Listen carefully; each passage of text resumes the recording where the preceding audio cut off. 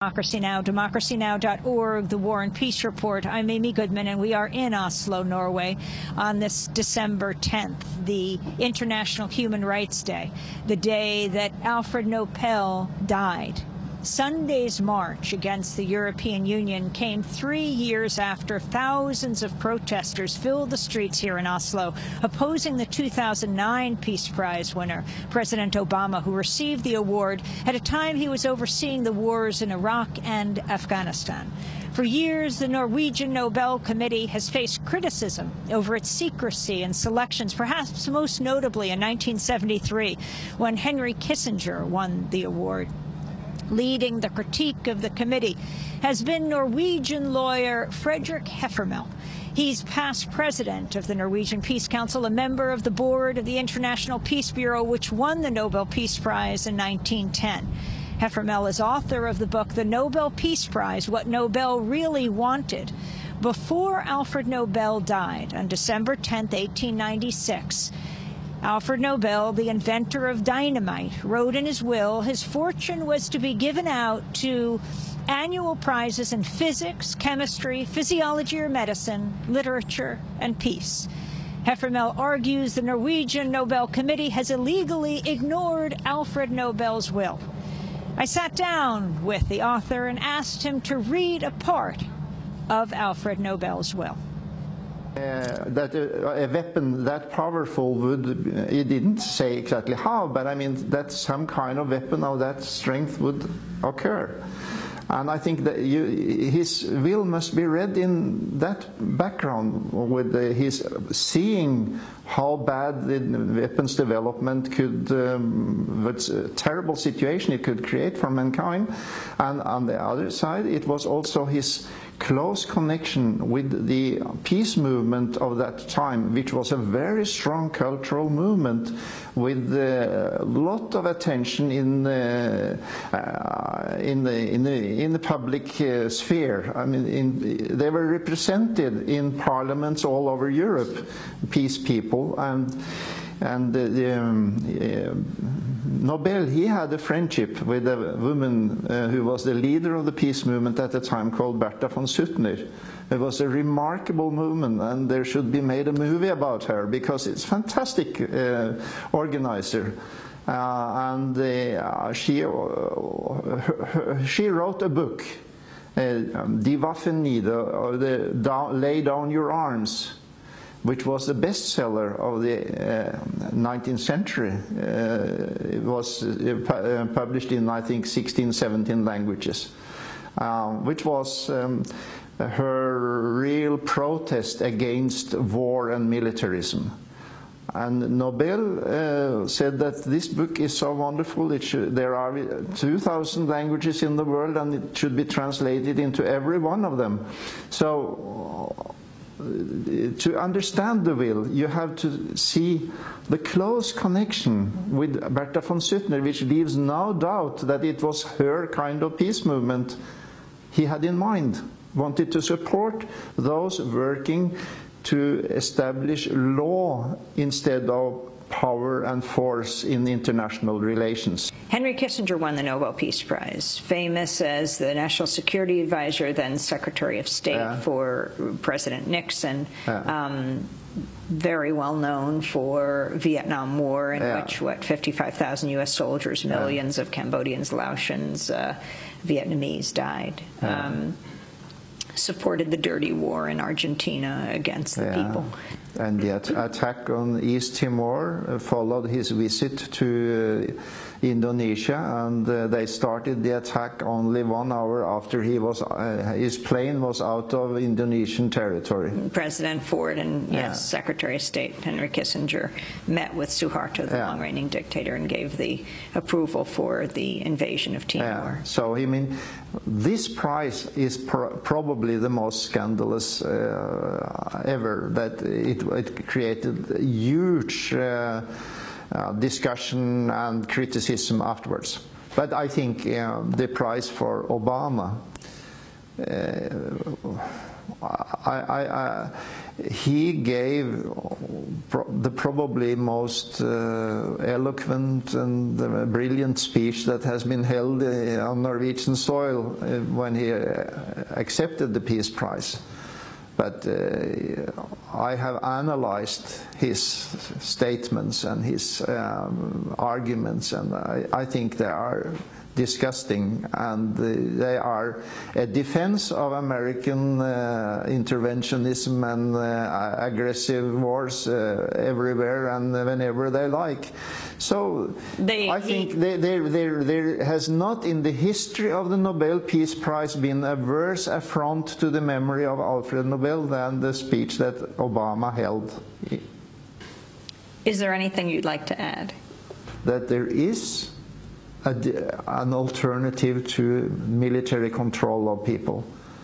I mean, really, this is an interest of people all over the world in throwing off the yoke of militarism, or what you call the burden of militarism, and organize a much better world for everyone.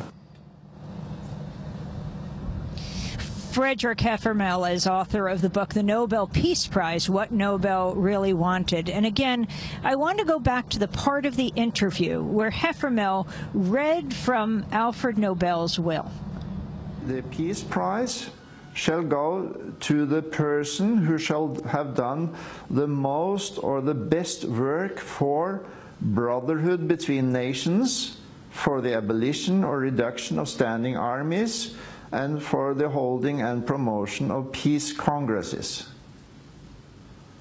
And what the committee has been doing is to say that they have not been concerned with the expressions of the will at all. They have said this is a peace prize and we give it for anything we think is useful for peace. That means, in practice, the Norwegian Parliament has taken over the money entrusted by Nobel for this purpose of a disarmed world and used it for whatever they like. And they are then, of course, since they are very devoted to the NATO alliance and to the United States foreign policy, and wants, so the prize has come to serve the exact opposite of what it was intended to serve. This is very unpopular in Norway. To really, nobody wants to address the truth about the purpose of the Peace Prize, which is to support the work for breaking the military tradition and creating a global peace order, demilitarized global peace order. It's a very radical idea. But it is, of course, very far from that which is cultivated by the political establishment of Norway and of the US and of the European Union nations, for instance. That is the problem with the prize for 2012 for the European Union, that nowhere in their policy and programs can you find any mention of working for a global, demilitarized global order, peace order, nowhere. And you find the exact opposite, that they are promoting arms research, production and development and trade, and they are developing a European army, European rapid deployment forces, battle groups, etc., etc. So they have a program which is the exact opposite of the purpose of the prize. Tell me who Alfred Nobel was. Where was he born? Where was his wealth from? His convictions, his passion? How did the Nobel Peace Prize get established? He was born in Sweden. He was a Swedish national. At the age of 9, his father was an inventor and a technical engineer. He went to Russia to work for the Tsar with weapon development. And Nobel himself, he was speaking 7 European languages, and he He was an inventor and particularly a chemist. He developed some powder, which was a huge leap in arms production, because you could have much